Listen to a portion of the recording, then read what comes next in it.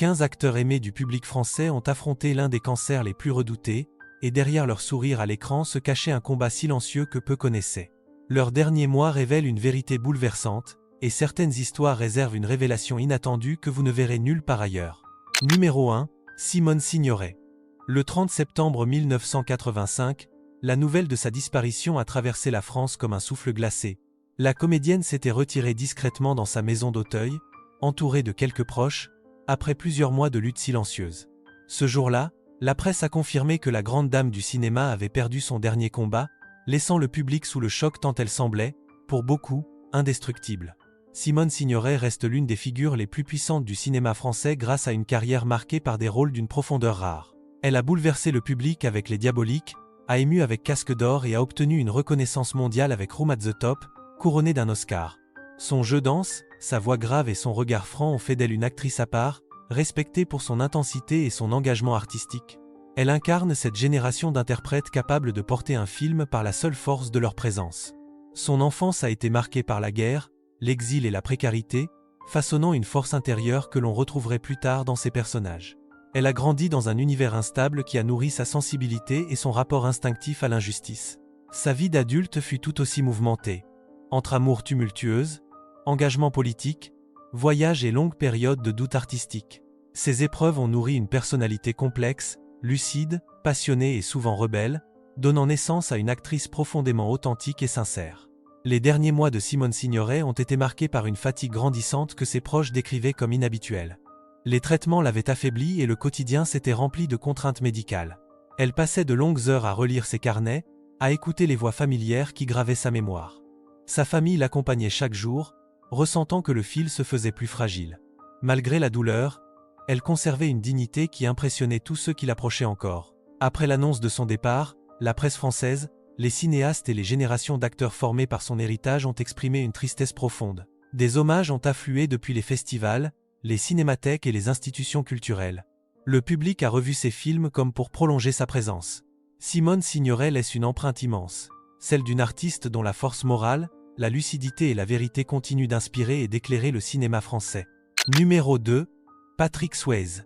Le 14 septembre 2009, les médias français ont relayé la confirmation de son départ après de longs mois de lutte courageuse. L'annonce a secoué le public qui avait suivi avec attention chacune de ses rares apparitions. Ce jour-là, le monde du cinéma a compris que l'acteur qui avait fait danser des générations venait de s'éteindre, laissant derrière lui un vide immédiat et une onde d'émotion qui a traversé tous les foyers. Patrick Swayze est devenu une véritable icône en France grâce à 3 œuvres majeures qui ont marqué plusieurs décennies. Dirty Dancing l'a porté au rang de star romantique, Ghost l'a installé comme figure incontournable du cinéma sensible et Point Break a confirmé son charisme naturel.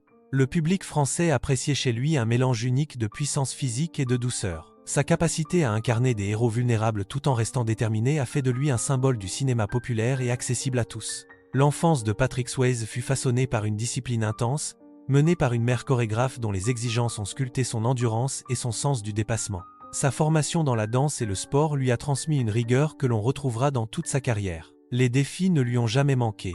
Blessures à répétition, périodes de doute, accident grave qui a menacé sa mobilité, autant d'épreuves qui ont forgé un homme résilient. Cette détermination a nourri un parcours artistique étonnant, passant de la danse au cinéma avec une aisance remarquable. Les derniers mois de sa vie ont été marqués par une grande fragilité que le public ne voyait qu'à travers de brefs témoignages. Il continuait malgré tout à travailler, à écrire, à s'accrocher à chaque journée avec une force intérieure impressionnante. Son entourage décrivait un homme lucide, entouré d'amour, tentant de préserver une normalité malgré les contraintes et la fatigue. Les proches observaient l'évolution de son état avec un mélange de tristesse et d'admiration tant il restait d'une dignité exemplaire. Après sa disparition, les hommages venus de France ont afflué. Les cinéphiles ont revu ses films. Les chaînes de télévision ont bouleversé leurs programmes et les acteurs français ont salué un artiste profondément humain. Son influence se ressent encore aujourd'hui à travers les générations qui découvrent son travail. Patrick Swayze laisse une empreinte lumineuse, symbole de courage, de sensibilité et de passion. Si vous souhaitez soutenir ces récits et leur transmission, n'hésitez pas à laisser un commentaire pour partager vos souvenirs. Numéro 3. Marcello Mastroianni.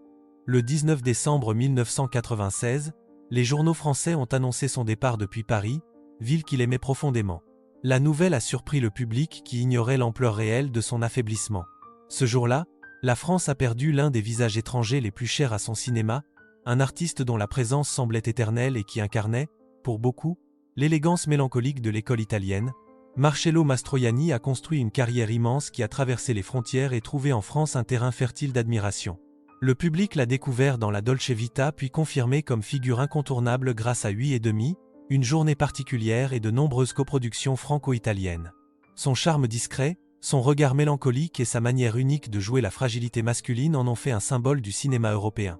Les Français appréciaient chez lui une douceur rare, une capacité à habiter ses personnages avec naturel et profondeur, comme s'il révélait ses propres émotions à travers chaque rôle. Son histoire personnelle fut marquée par la guerre, la reconstruction de l'Europe et les défis d'un jeune homme cherchant sa voie dans un pays meurtri. Il a grandi au sein d'une famille modeste où l'effort et la patience étaient des valeurs essentielles. Ses débuts au théâtre furent hésitants, minés par la timidité et un doute constant sur son apparence. Pourtant, cette fragilité devint sa force. Elle façonna l'acteur qu'il deviendrait, un artiste capable de mêler légèreté et gravité dans un même souffle, et dont le parcours fut aussi nourri par de grandes amitiés artistiques et une vie sentimentale complexe. Les derniers mois de Marcello Mastroianni ont été marqués par une fatigue persistante qu'il dissimulait pour continuer à travailler. Les tournages devenaient plus éprouvants, les déplacements plus difficiles. Il passait de longues heures entouré de quelques proches, relisant des scénarios et tentant de conserver une routine familière malgré les limites croissantes imposées par son état. Sa douceur restait intacte. Ceux qui l'ont approché durant cette période évoquaient un homme calme, lucide, profondément attaché à son art mais conscient que le temps lui échappait doucement. À l'annonce de son départ, la France a résonné d'hommage. Les cinéastes ont salué un partenaire d'une grande générosité, les critiques ont rappelé la beauté intemporelle de son jeu, les chaînes ont rediffusé ses œuvres emblématiques. Les spectateurs ont retrouvé ses films comme on retrouve un ami. Marcello Mastroianni laisse une trace indélébile, celle d'un artiste dont la sensibilité et la grâce continuent d'éclairer le cinéma européen. Numéro 4, Michael Landon. Le 1er juillet 1991, la presse française a relayé la nouvelle de sa disparition après une période où son état avait beaucoup inquiété ses admirateurs. Ce jour-là, ceux qui avaient grandi avec la famille Ingalls à la télévision ont ressenti une profonde tristesse. L'acteur qui incarnait la bonté et la ténacité dans chaque épisode venait de s'éteindre, laissant un sentiment de manque chez tous ceux qui l'avaient suivi depuis des années. Michael Landon est devenu une figure emblématique en France grâce à 3 séries largement diffusées. La petite maison dans la prairie l'a inscrit dans la mémoire collective en lui offrant le rôle du père idéal, solide, bienveillant et profondément humain. Bonanza avait déjà montré son talent à interpréter des personnages courageux. Highway to Heaven confirma plus tard une image de guide moral apaisant. Le public français appréciait la sincérité de son jeu, la douceur de son regard et cette capacité rare à transmettre des valeurs familiales simples mais essentielles. Il représentait une forme d'Amérique rurale idéalisée, proche, chaleureuse, presque familière. Sa vie avant la célébrité fut marquée par un environnement familial difficile, souvent tendu, qui forgea en lui un besoin impérieux de créer un monde plus apaisé. Il trouva dans le sport une échappatoire avant qu'une blessure grave ne l'éloigne de ses ambitions athlétiques. Ce basculement le conduisit vers le théâtre puis la télévision. Le succès n'arriva pas immédiatement. Il dut apprendre la patience, affronter des refus et persister malgré les obstacles. Ces années de lutte développèrent chez lui une grande empathie, une compréhension des fragilités humaines qu'il insuffla ensuite dans ses personnages et dans sa manière de réaliser ses séries. Les derniers mois de sa vie furent marqués par une faiblesse physique croissante. Il avait choisi de parler ouvertement de son état, offrant au public une transparence rare. Cette période fut rythmée par des soins intensifs, des journées plus courtes, des échanges plus calmes avec sa famille. Il passait du temps dans son jardin, entouré des siens, en quête de sérénité. Malgré la douleur et la fatigue, il restait attentif aux autres, cherchant à rassurer ceux qu'il aimait. Sa dignité impressionnait, son courage aussi, tant il refusait de céder à l'amertume. À l'annonce de son départ, les hommages venant de France furent nombreux. Les chaînes rediffusèrent ses épisodes les plus marquants, les critiques rappelèrent son influence durable sur la télévision familiale, les acteurs soulignèrent sa générosité artistique. Le public se réunit autour de souvenirs communs, retrouvant dans ses œuvres une part de douceur et de bienveillance. Michael Landon laisse un héritage immense, celui d'un artiste qui a su toucher le cœur de plusieurs générations. Numéro 5, John Hurt. Le 25 janvier 2017, les médias français ont annoncé sa disparition après une période où son état de santé inquiétait déjà le milieu artistique. La nouvelle a touché profondément les spectateurs qui avaient grandi avec ses rôles marquants. Ce jour-là, la France a perdu une voix singulière et un regard inoubliable, celui d'un acteur capable de donner une âme à chaque personnage, même le plus effacé. John Hurt s'est imposé comme l'un des comédiens britanniques les plus appréciés du public français grâce à une filmographie d'une richesse exceptionnelle. The Elephant Man a révélé au monde l'étendue de son talent, montrant une vulnérabilité et une humanité bouleversantes. Alien lui a offert un rôle devenu culte, tandis que 1984 et ses nombreuses performances dans le cinéma d'auteur ont confirmé sa place parmi les acteurs les plus respectés d'Europe. Le public français admirait sa capacité à se transformer, à disparaître derrière ses rôles, à offrir des interprétations d'une intensité silencieuse qui marquait durablement. Sa vie personnelle fut façonnée par une enfance modeste dans un environnement rural où l'art n'était pas une voie évidente. Les années d'études furent difficiles, marquées par une timidité tenace et une impression d'être en décalage avec le monde. Ce sentiment nourrit un imaginaire puissant qui l'amena vers le théâtre puis le cinéma.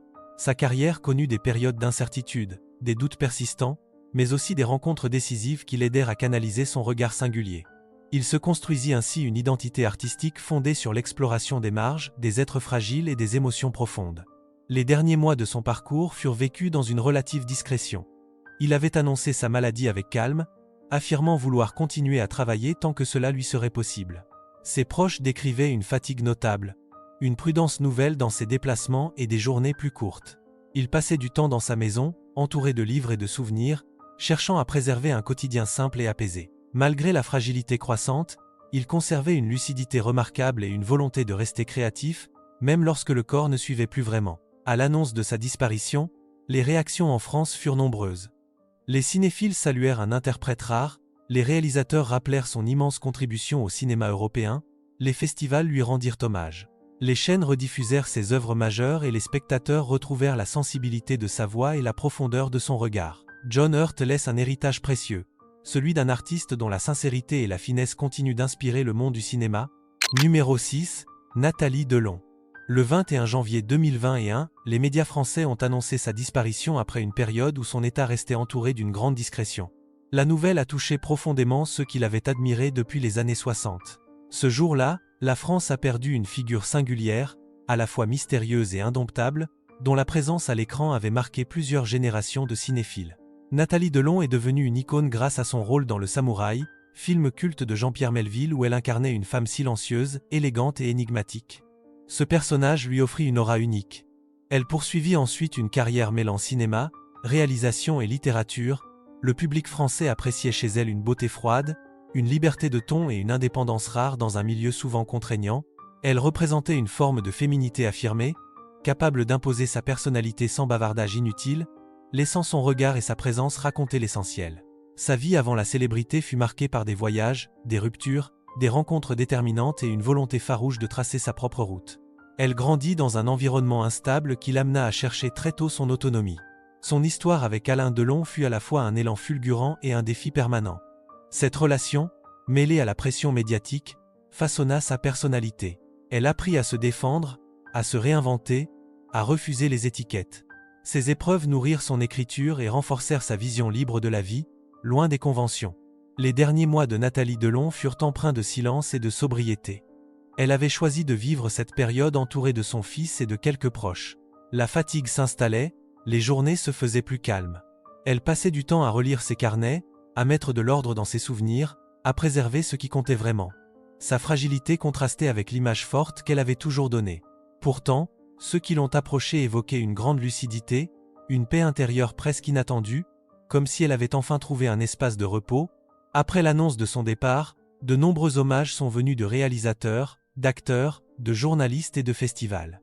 Les chaînes ont rediffusé Le Samouraï, rappelant la puissance de son interprétation. Les lecteurs ont redécouvert ses romans et ses mémoires. Le public français a salué une femme libre, courageuse, sincère. Nathalie Delon laisse une empreinte durable, celle d'une artiste qui a su transformer ses luttes en lumière. Si vous souhaitez partager vos souvenirs ou vos impressions, vous pouvez laisser un commentaire pour prolonger cet hommage. Numéro 7, Willie Garson. Le 21 septembre 2021, les médias français ont relayé la nouvelle de sa disparition après une période où son état avait été tenu éloigné des projecteurs. L'annonce a suscité une vive émotion parmi les téléspectateurs qui le connaissaient depuis longtemps. Ce jour-là, la France a perdu un visage familier, un acteur dont la spontanéité et la chaleur avaient marqué les esprits bien au-delà des frontières américaines. Willie Garson s'est imposé comme une figure adorée grâce à son rôle de Stanford Blatch dans la série Sex and the City, un personnage tendre, drôle et profondément humain. Le public français avait pour lui une affection particulière, car il apportait une légèreté sincère dans un univers souvent agité. Il participa aussi à de nombreuses séries et films, révélant un talent solide pour les rôles secondaires qui deviennent essentiels. Sa capacité à illuminer une scène sans jamais chercher à voler la vedette fit de lui un artiste respecté, apprécié pour sa discrétion et sa précision. Son parcours personnel fut marqué par une enfance ordinaire dans un milieu modeste où l'art ne semblait pas être une voie évidente. Il développa pourtant très jeune une passion pour la comédie, nourrie par une curiosité naturelle et un désir d'observer le monde. Les premières années furent difficiles, ponctuées d'auditions, de refus et de petits rôles. Cette lente ascension forgea une grande humilité et une philosophie faite de patience et de constance. Il adopta plus tard un fils, expérience déterminante qui transforma sa vision de la vie et renforça encore sa sensibilité humaine. Les derniers mois de sa vie furent marqués par une fragilité croissante que ses proches tentaient de gérer avec douceur. L'acteur gardait le silence sur son état, préférant préserver son entourage et continuer à travailler tant que cela restait possible. Il participait encore au tournage de la nouvelle adaptation de la série qui l'avait rendu célèbre. Les journées devenaient plus éprouvantes, les déplacements plus difficiles. Ceux qui l'approchaient évoquaient un homme courageux, lucide, concentré sur l'essentiel, entouré de son fils et de quelques amis très proches. À l'annonce de son départ, les hommages affluèrent depuis la France. Les chaînes rediffusèrent ses meilleures scènes, les critiques rappelèrent son talent rare pour transmettre la tendresse et l'esprit avec simplicité, les acteurs exprimèrent leur gratitude pour sa générosité.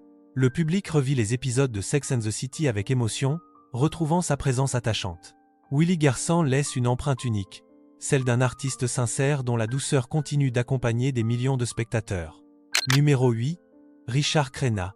Le 17 janvier 2003, la presse française a annoncé sa disparition après une période où son état de santé s'était nettement fragilisé. La nouvelle a touché un large public qui l'avait connu à travers de nombreux films d'action et de séries policières. Ce jour-là, la France a perdu un visage familier.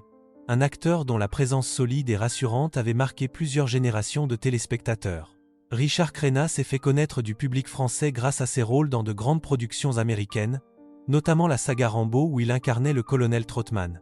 Son autorité calme, son regard ferme et sa capacité à transmettre la loyauté lui ont valu une admiration durable. On l'a vu dans des polars, des drames et de nombreuses séries diffusées sur les chaînes françaises. Il appartenait à cette catégorie d'acteurs capables de rendre crédible un personnage en quelques gestes, en quelques mots, grâce à une maîtrise subtile du jeu sans emphase. Son parcours personnel débuta dans une famille modeste où l'effort et la discipline étaient des valeurs essentielles. Il entra dans le monde artistique par la radio puis par la télévision, apprenant patiemment les codes d'un milieu exigeant. Les premières années furent marquées par des rôles secondaires et des hésitations, mais aussi par une détermination constante. Il traversa des périodes difficiles, marquées par des doutes et des défis professionnels, avant de trouver une véritable stabilité dans le cinéma. Cette lente progression lui donna une maturité qui se refléta dans son jeu, fait de justesse, de retenue et de profondeur. Les derniers mois de sa vie furent marqués par un affaiblissement visible. Les tournages devinrent plus rares, les déplacements plus lents. Il passait davantage de temps chez lui, entouré de sa famille, prenant soin de préserver ses forces. Les journées s'écoulaient dans une atmosphère calme où il relisait des scénarios anciens, regardait quelques-uns de ses films et échangeait avec ses proches sur les souvenirs de sa carrière. Il restait digne, lucide, concentré sur ce qui comptait vraiment, même lorsque son état ne lui permettait plus de travailler comme avant. À l'annonce de sa disparition, les réactions en France furent nombreuses. Les amateurs de cinéma d'action rappelèrent son importance dans la construction de héros plus humains et plus nuancés. Les critiques saluèrent sa constance, sa rigueur et son élégance professionnelle. Les chaînes rediffusèrent ses films majeurs et le public retrouva avec émotion la présence forte et bienveillante qu'il avait su incarner. Richard Crenna laisse un héritage précieux, celui d'un acteur discret mais essentiel dont la sincérité continue de marquer la mémoire cinématographique. Numéro 9. Gunnar Hansen.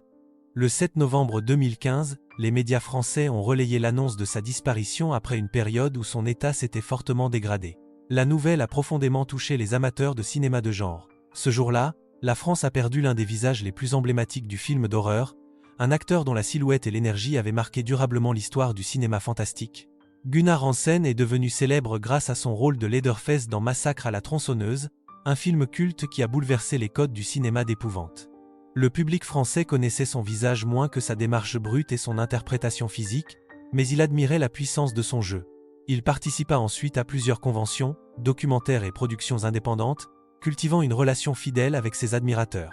Son nom restait associé à une œuvre qui a influencé plusieurs générations de réalisateurs et d'acteurs en France comme ailleurs. Son parcours personnel débuta en Islande avant qu'il n'émigre aux États-Unis où il grandit dans un environnement modeste. Il mena des études sérieuses, loin du monde du cinéma, et se destinait initialement à un tout autre avenir. Le hasard l'amena au théâtre universitaire puis à la rencontre des équipes de tournage indépendantes. Cette transition soudaine vers l'acting lui apporta une forme de liberté inattendue. Il connut des périodes de doute, de travail précaire et de remise en question. Cette vie marquée par la mobilité et la recherche de stabilité forgea un homme profondément simple, généreux et attentif aux autres. Les derniers mois de son existence furent empreints d'un affaiblissement progressif. Il participait encore à quelques projets et entretiens, mais la fatigue se faisait sentir. Il passait de plus en plus de temps à son domicile, entouré de proches et d'amis, relisant des scénarios, répondant aux messages de ses admirateurs et partageant des souvenirs de tournage. Ceux qui l'ont côtoyé durant cette période évoquaient un homme calme, lucide, déterminé à rester lui-même malgré les limites imposées par la maladie. Il préservait ainsi une forme de sérénité touchante. À l'annonce de son départ, les réactions venues de France furent nombreuses. Les cinémathèques, les festivals et les passionnés de cinéma de genre rappelèrent son importance dans la création d'un personnage devenu mythique. Les critiques saluèrent son engagement physique, sa simplicité et son respect pour le public. Les admirateurs revirent le film culte qu'il avait révélé, retrouvant la puissance de sa présence. Gunnar Hansen laisse une empreinte durable, celle d'un acteur dont la silhouette et la sincérité ont marqué l'histoire du cinéma fantastique. Numéro 10. Richard Hatch. Le 7 février 2017, les médias français ont annoncé sa disparition après une période où son état s'était discrètement aggravé. La nouvelle a touché les téléspectateurs qui le suivaient depuis plusieurs décennies. Ce jour-là, la France a perdu un visage familier de la science-fiction, un acteur dont la sincérité et la force tranquille avaient marqué des générations de fans. Richard Hatch est devenu célèbre en France grâce à son rôle du capitaine Apollo dans la série Battlestar Galactica, œuvre culte qui a façonné l'imaginaire de nombreux amateurs du genre. Son interprétation mêlait sensibilité, courage et loyauté, qualités qui lui ont valu une admiration durable. Il participa également à diverses productions télévisées, écrivit des romans liés à l'univers de la série et travailla comme conférencier dans de nombreux événements. Le public français appréciait sa proximité, sa passion et son engagement constant envers son rôle le plus emblématique. Son parcours personnel débuta dans un environnement modeste en Californie où il découvrit très tôt une passion pour le théâtre. Les premières années de sa carrière furent marquées par des auditions difficiles, des emplois précaires et une détermination sans faille. Il apprit à se réinventer, à accepter les périodes de creux et à persévérer malgré les obstacles. Ces expériences forgèrent en lui une grande humilité et une profonde empathie. Il chercha toujours à transmettre à son public un message de courage et d'espoir, qualité qu'il estimait essentielle dans la vie comme dans la fiction. Les derniers mois de son existence furent marqués par une fatigue croissante. Il continuait néanmoins à participer à des conventions et à rencontrer ses admirateurs, même lorsque les déplacements devenaient plus éprouvants. Son entourage évoquait un homme lucide, attentif aux autres et profondément attaché à sa communauté de fans. Il passait de longues heures chez lui à relire des manuscrits, à travailler sur des projets personnels et à échanger avec ses proches. Une atmosphère de calme et de résilience l'accompagnait alors que son état se fragilisait. À l'annonce de sa disparition, les hommages venant de France furent nombreux. Les critiques rappelèrent son rôle déterminant dans l'essor de la science-fiction télévisée, les acteurs soulignèrent sa générosité et les fans exprimèrent leur gratitude pour son engagement constant. Les chaînes spécialisées rediffusèrent les épisodes marquants de Battlestar Galactica, permettant au public de retrouver la force de son interprétation. Richard Hatch laisse une empreinte durable, celle d'un artiste passionné dont la sincérité continue d'inspirer. Vous pouvez partager vos souvenirs en commentaire pour prolonger cet hommage. Numéro 11. Drake Augustine. Le 18 septembre 2023, les médias américains puis français ont rapporté sa disparition après une période où son état s'était sensiblement affaibli. La nouvelle a profondément touché le public francophone qui suivait depuis longtemps les feuilletons diffusés en France. Ce jour-là, la France a perdu un visage familier, celui d'un acteur dont la constance et la chaleur avaient accompagné le quotidien de nombreux téléspectateurs. Drake Augustine était devenu une figure emblématique grâce à son rôle de John Black dans la série Des jours et des vies, diffusée régulièrement sur plusieurs chaînes françaises. Son interprétation mêlait intensité, loyauté et douceur, donnant vie à un personnage complexe qui traversait les épreuves avec courage.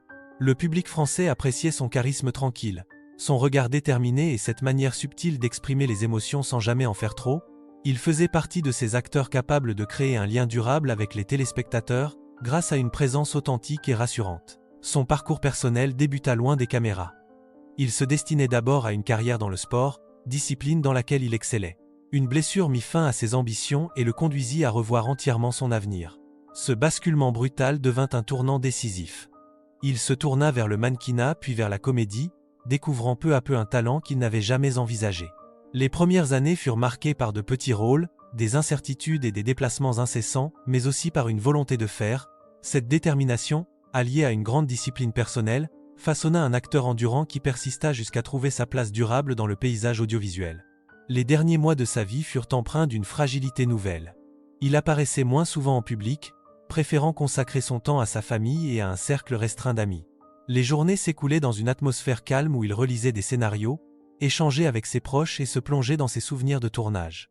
Malgré la fatigue et les limites imposées par son corps, il gardait une attitude digne et une grande tendresse envers ceux qui l'entouraient. Ses proches évoquèrent un homme lucide, profondément reconnaissant pour la vie qu'il avait menée. À l'annonce de son départ, le public français réagit avec émotion.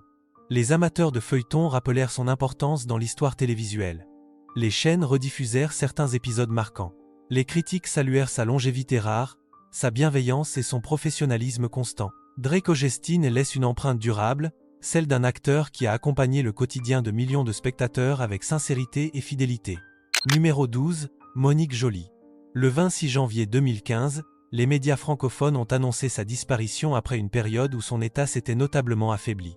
La nouvelle a touché un large public, car son visage et sa voix avaient accompagné de nombreuses productions télévisées et théâtrales.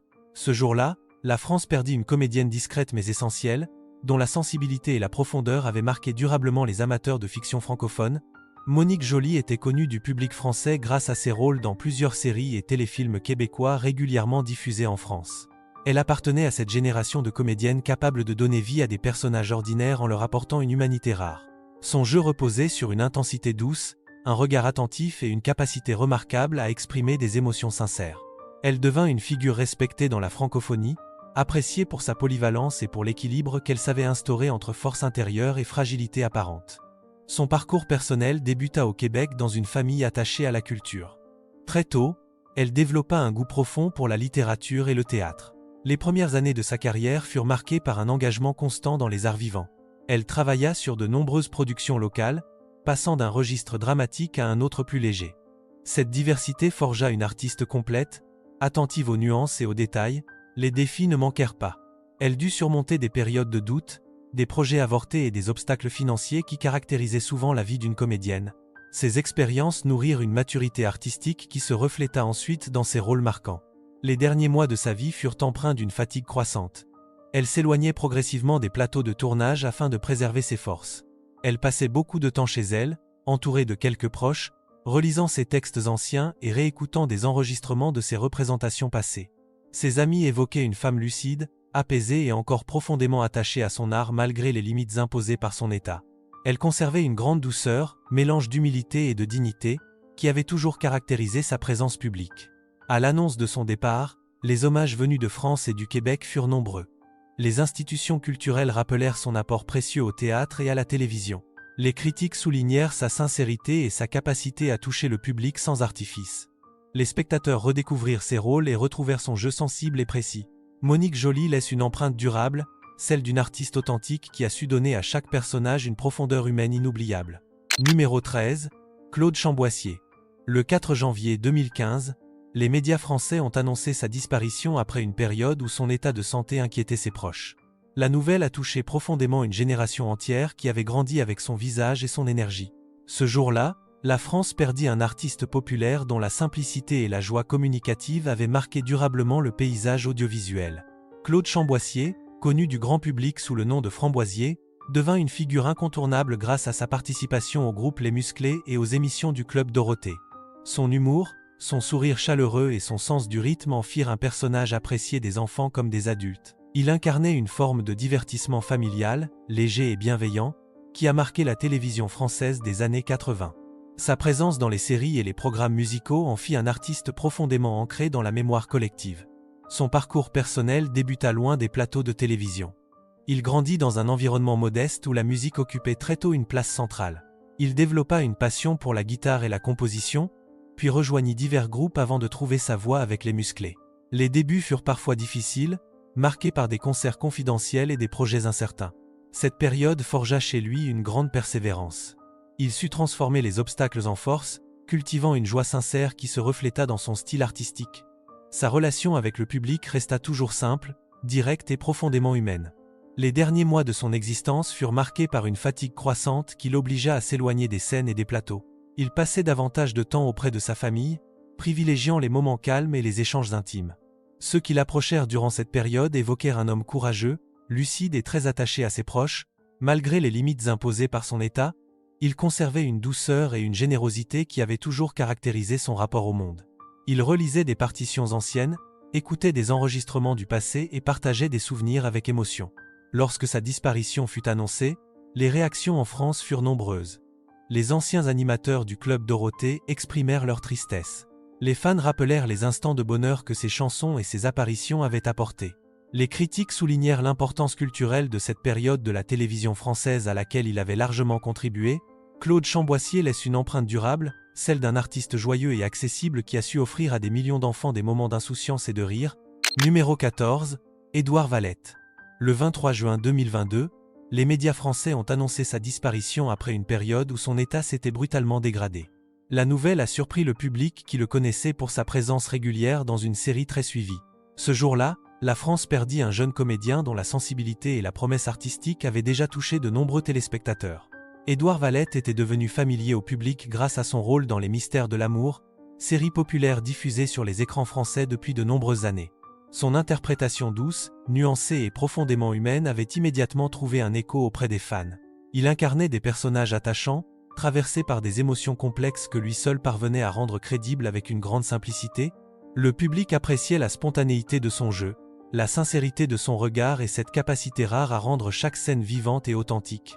Son parcours personnel débuta dans un environnement modeste où il développa très tôt une passion pour le théâtre et l'expression artistique. Il suivit des cours d'art dramatique et multiplia les expériences sur scène avant d'obtenir ses premiers rôles devant la caméra. Les débuts furent marqués par des auditions exigeantes, des périodes de doute et des projets incertains. Cette phase formatrice révéla néanmoins un acteur déterminé, doté d'une grande sensibilité et d'une capacité à se remettre en question pour progresser. Il aspirait à une carrière variée, souhaitant explorer des univers différents et approfondir encore davantage son rapport à l'interprétation. Les derniers mois de sa vie furent marqués par un affaiblissement soudain qui bouleversa son entourage. Il dut interrompre ses activités professionnelles et se consacrer entièrement à son rétablissement. Il passait du temps entouré de sa famille et de ses amis proches, cherchant à préserver une forme de sérénité malgré les contraintes de son traitement. Ceux qui l'ont accompagné évoquaient un jeune homme courageux, lucide et profondément attaché à ceux qu'il aimait. Il relisait parfois des textes de théâtre, notait des idées pour de futurs projets et exprimait un désir constant de revenir un jour sur les plateaux. À l'annonce de sa disparition, les réactions furent particulièrement émues. Les acteurs de la série lui rendirent hommage, rappelant sa douceur, son professionnalisme et son engagement. Les fans exprimèrent leur tristesse et partagèrent des souvenirs marquants de ses scènes les plus touchantes. Les médias soulignèrent le potentiel immense d'un artiste disparu trop tôt. Édouard Valette laisse une empreinte délicate, celle d'un comédien prometteur dont la sincérité et la profondeur continueront de vivre à travers ses rôles. Numéro 15, Paul Thiel. Le 30 avril 2024, les médias français ont relayé sa disparition après une période où son état de santé s'était rapidement aggravé. La nouvelle a profondément bouleversé les jeunes téléspectateurs qui l'avaient découvert dans plusieurs séries très suivies.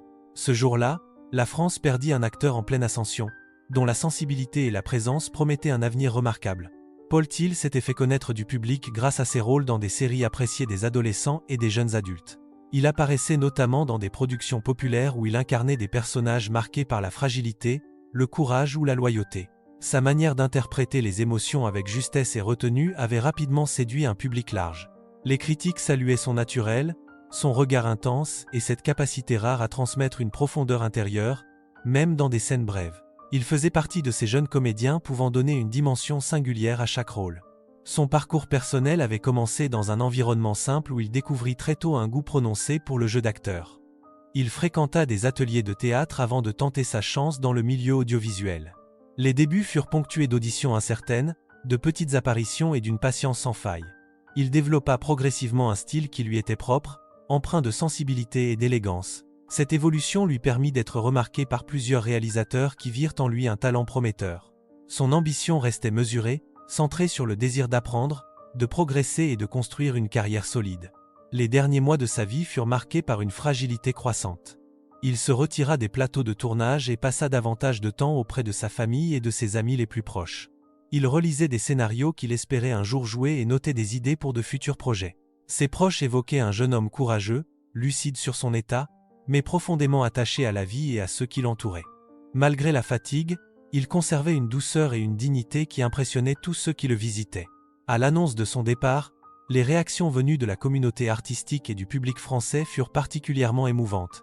Les réalisateurs soulignèrent la perte d'un talent rare, les critiques rappelèrent son potentiel immense et les fans partagèrent des messages exprimant leur tristesse. Les hommages se multiplièrent sur les réseaux et plusieurs chaînes rediffusèrent ses apparitions marquantes. Paul Thill laisse une empreinte délicate, celle d'un artiste prometteur dont la sincérité et la profondeur continueront d'inspirer. Merci d'avoir suivi jusqu'au bout. N'hésitez pas à vous abonner pour découvrir les prochains récits. À très bientôt.